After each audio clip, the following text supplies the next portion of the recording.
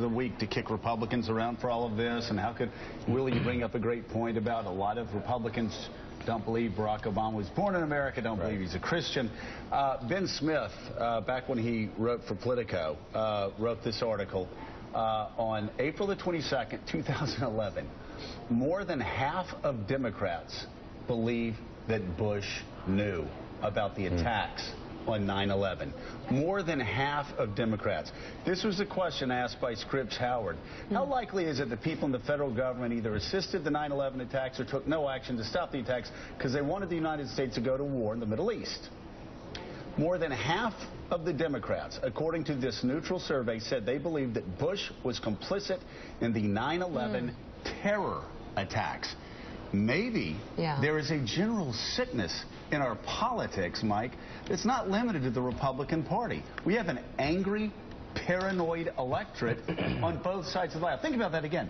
More than half of Democrats believed, according to Ben Smith of Politico, that George Bush killed 3,000 people. I get that. Let me ask the table a question, one-word answer. Everyone here, everyone in Washington. What do you think the percentage would be of people who respond to a poll in answering this question?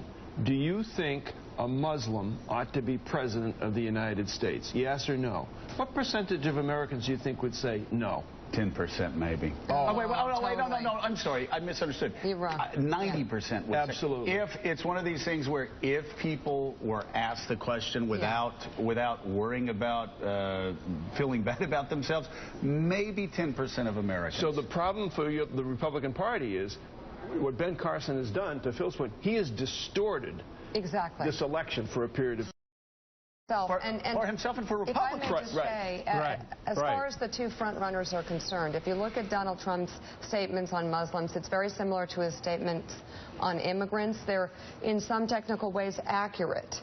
While Ben Carson is actually just going way out there on a limb and quite frankly, I think ultimately hurting our country.